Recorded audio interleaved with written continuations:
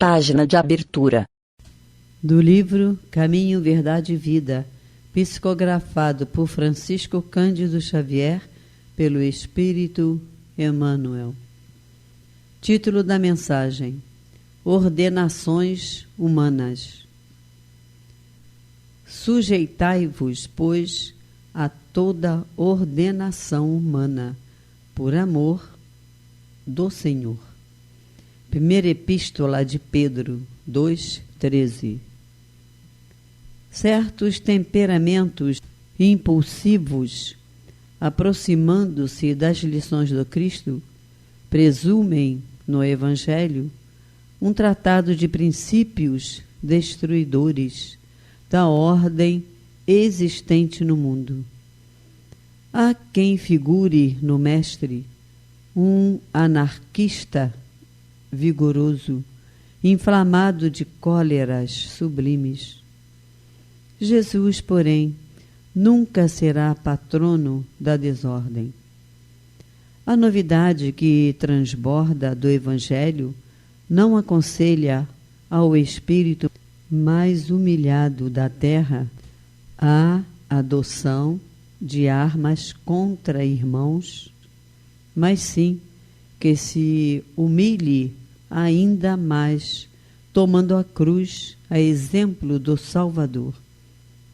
Claro está que a Boa Nova não ensina a genuflexão ante a tirania insolente. Entretanto, pede respeito às ordenações humanas, por amor ao Mestre Divino.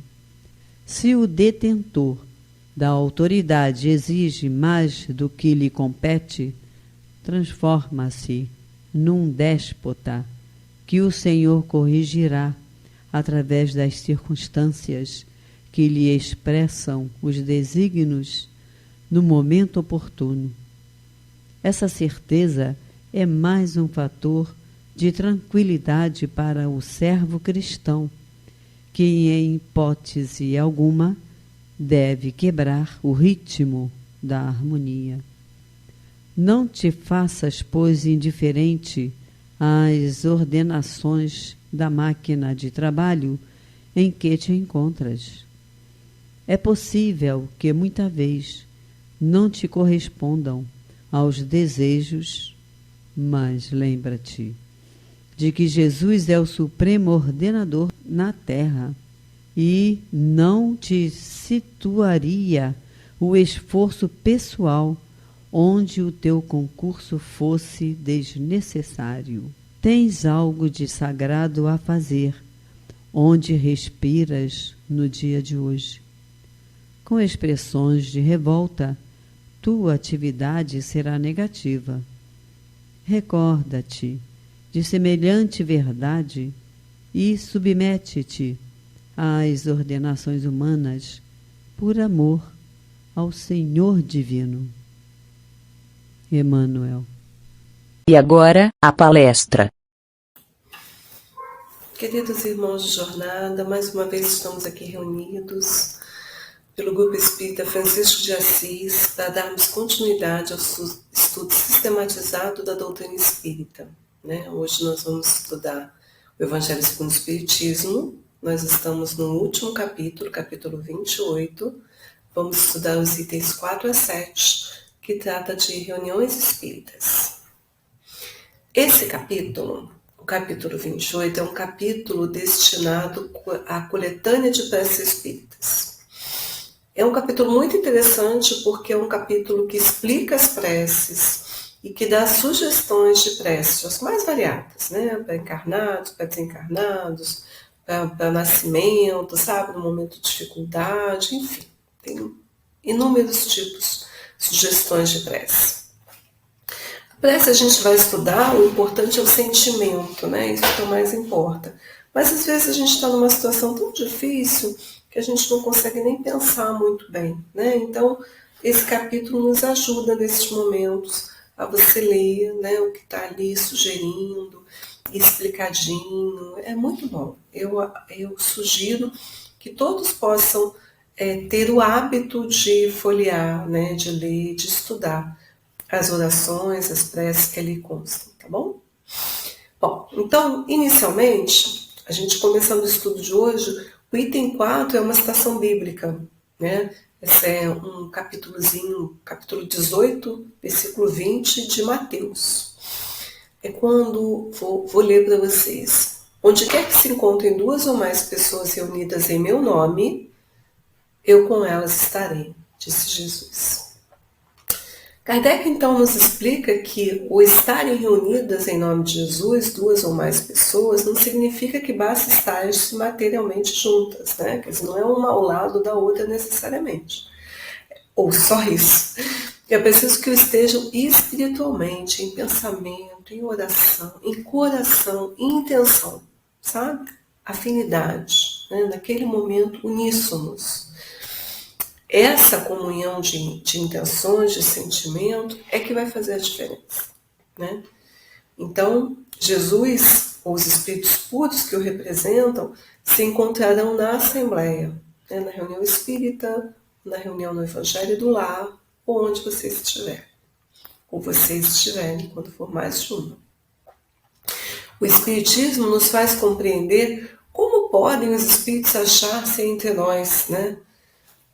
Comparecem com o seu corpo fluídico, o espírito, ou espiritual, e sob a aparência que nos levaria a reconhecê-los. Quer dizer, nas reuniões espíritas mediúnicas, o espírito que vem se comunicar, ele vai aparecer desta forma. E aí eles se tornam visíveis, né? Para a gente poder identificar. Quanto mais elevados os espíritos são na hierarquia espiritual, tanto maior é deles o poder de irradiação. É assim que possuem o dom de poder estar presentes simultaneamente, ao mesmo tempo, em muitos lugares, bastando para isso que enviem a cada um desses lugares um raio de suas mentes, né? Dizendo essas palavras, Jesus quis revelar o efeito da união e da fraternidade, né? Quer dizer, o estarem juntos para orar. O que atrai não é o maior ou menor número de pessoas que se reúnem, pois senão ele poderia falar 10, 20 pessoas, não é isso. Mas o sentimento de caridade que reciprocamente anima as pessoas a estarem juntas em oração. Para isso basta que sejam 2, né? Não precisa ser uma multidão. Contudo, essas 2 pessoas precisam estar orando, dirigindo ambas o mesmo pensamento a Jesus, né? Senão não vai haver comunhão, né? Se não houver comunhão de pensamentos, não vai conseguir o efeito que o sentimento de mútua benevolência conseguiria. Se elas se olham, essas pessoas que estão reunidas com prevenção, com ódio, com inveja, ciúme, qualquer sentimento ruim, né? Essa corrente fluídica de pensamento que estaria se formando, se fortalecendo, longe de se conjugarem, de se unirem por um impulso de simpatia, repelem-se, elas se afastam. Então, isso prejudica o efeito da oração coletiva, né? Nesse caso, não estariam reunidas em nome de Jesus, ao contrário. Isso poderia ser apenas um pretexto, né? Eu vou lá orar, mas será que eu vou mesmo? Será que eu estou indo com os melhores propósitos? Kardec, então, faz um link, menciona um capítulo que é o anterior a esse, o capítulo 17, que trata de preces, também explicando, especificamente no item 9. O item 9, ele trata da ação da prece, a transmissão do pensamento, né? E aí Kardec explica que a prece é uma invocação, mediante a qual o homem entra pelo pensamento em comunicação com o ser a quem se dirige. Pode ser por objeto um pedido, um agradecimento ou uma glorificação, né? Infelizmente, nós ainda muito mais pedimos do que agradecemos e do que glorificamos, né? A natureza e tudo que existe, criado por Deus. Podemos orar por nós mesmos ou por outrem, pelos vivos e pelos mortos. As preces feitas a Deus escutam-nas os espíritos incumbidos da execução de suas vontades, As que nós dirigimos aos bons espíritos são reportados a Deus. Assim, quando alguém ora a outros seres que não a Deus, por exemplo, a Francisco de Assis, falo recorrendo a intermediários, a intercessores, porquanto nada sucede, nada acontece sem a vontade de Deus. Né? O Espiritismo torna compreensível a ação da prece, explicando o modo de transmissão. Como é que se dá a prece? Será que eu posso rezar daqui para uma pessoa que está lá no Japão? Será que vai chegar nela? Vai ter efeito essa minha oração? Então, para nós aprendermos o que ocorre nessa circunstância, podemos conceber, nos imaginar, como de fato estamos, todos mergulhados num fluido, né? Chamado no Espiritismo de fluido universal. Ele ocupa todo o espaço. Todos os seres encarnados e desencarnados, nós que estamos nesse mundo, dentro da atmosfera, estamos envoltos no fluido universal. Esse fluido recebe da vontade uma impulsão, quer dizer, eu preciso ter a vontade. Com a vontade, ele passa a ser o veículo do pensamento. Então, eu tenho vontade de que tal pessoa esteja bem. De que os espíritos acorram a ela, lhe dando força, lhe protegendo, lhe esperando as melhores ações. Então, o fluido vai levar o pensamento até a pessoa que eu estou desejando. Como o ar é também o veículo do som. Só com a diferença de que na questão do ar, as vibrações do ar são circunscritas, elas são limitadas. Ao passo que as do fluido universal se estendem ao infinito. Né? Dirigido, pois, o pensamento para um ser qualquer, na Terra ou no espaço, né? Na erraticidade, na espiritualidade, de encarnado para desencarnado ou vice-versa, de desencarnado para encarnado, de encarnado para encarnado, ou desencarnado para desencarnado, uma corrente fluídica se estabelece entre um e outro, transmitindo de um ao outro o pensamento, como o ar transmite o som. A energia da corrente guarda a proporção à do pensamento e da vontade. É assim que os espíritos ouvem a prece que lhes é dirigida, qualquer que seja o lugar onde se encontram. E é assim que os espíritos se comunicam entre si, que nos transmitem suas inspirações, que relações se estabelecem à distância entre encarnados. Pela prece obtém o homem o concurso dos bons espíritos, que acorrem a sustentá-lo em suas boas resoluções e a inspirar-lhes ideias sãs.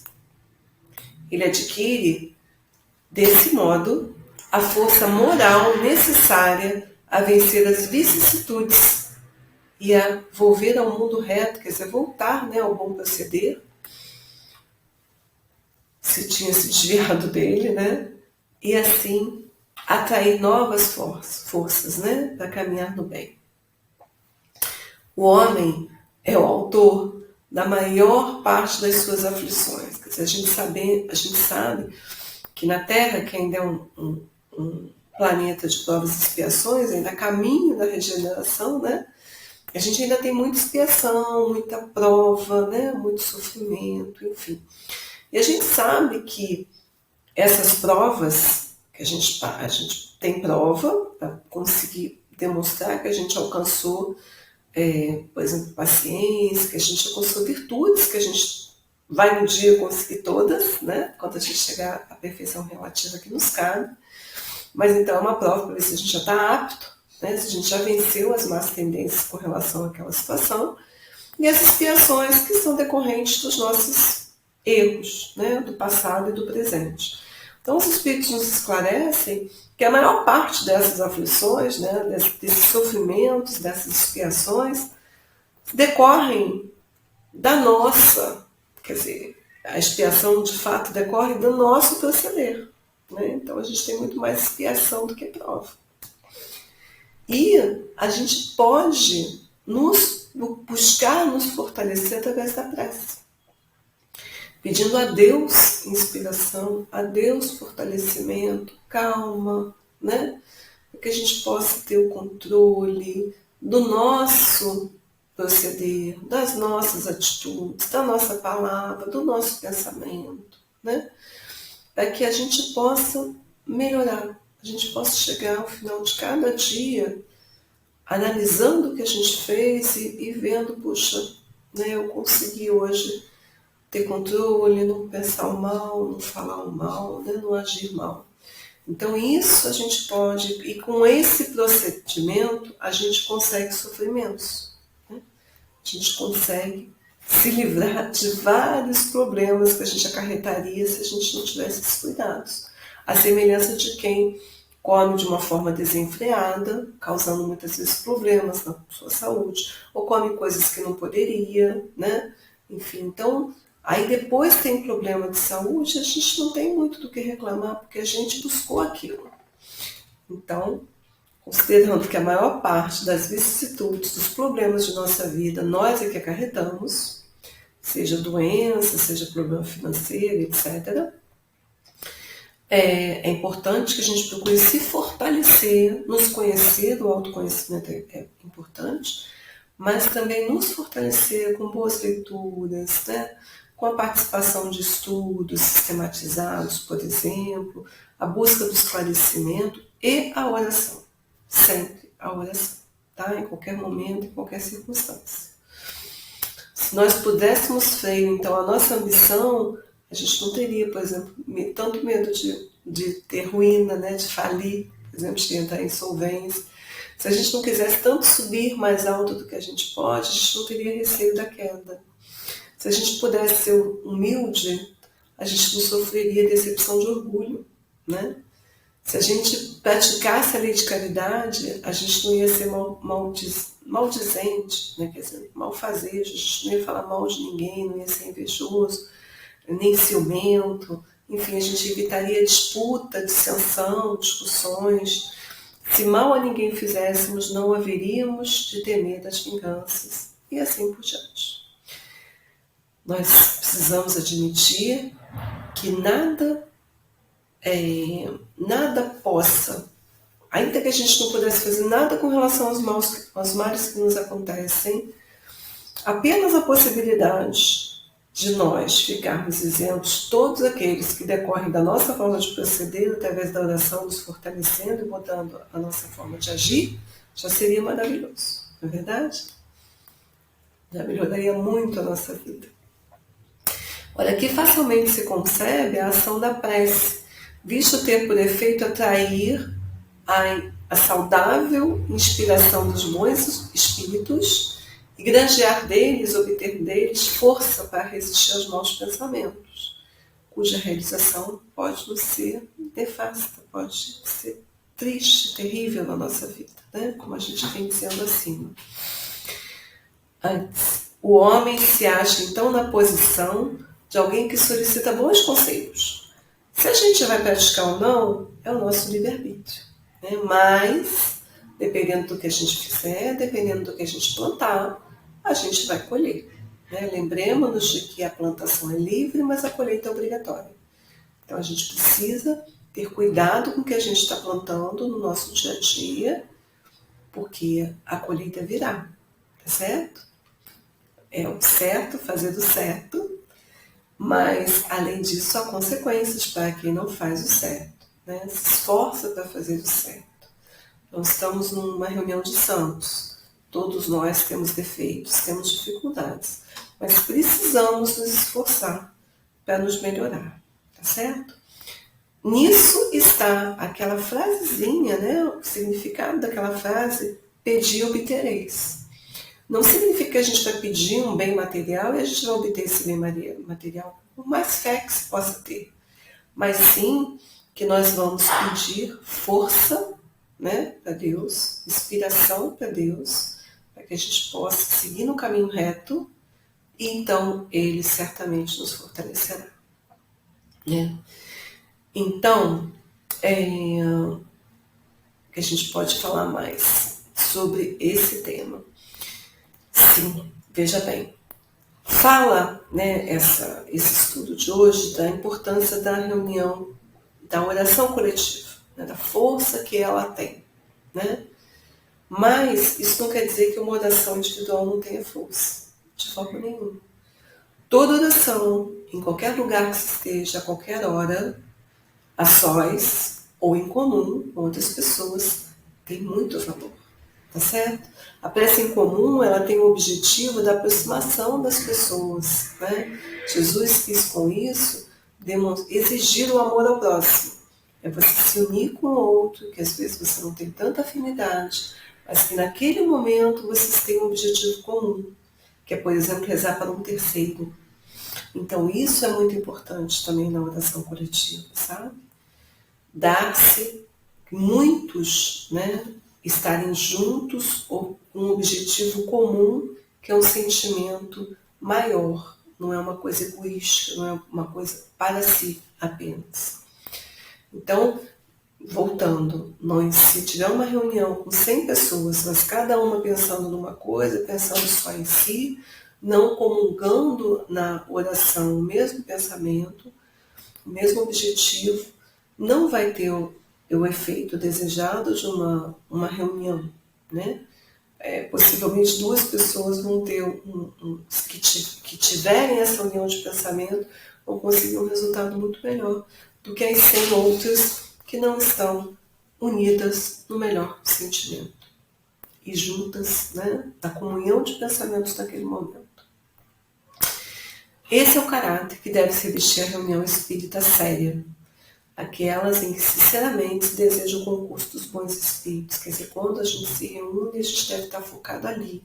Não ficar pensando no trabalho de casa, no trabalho que a gente deixou do nosso serviço, né? Nos outros problemas externos, mas sim nos reunirmos ali naquele momento, sob a orientação daquele espírito encarnado que está ali regendo, né, fazendo a reunião, que a gente possa sintonizar com ele, inclusive nos momentos de oração, para que possa, de fato, ter o efeito desejado da oração coletiva, tá certo?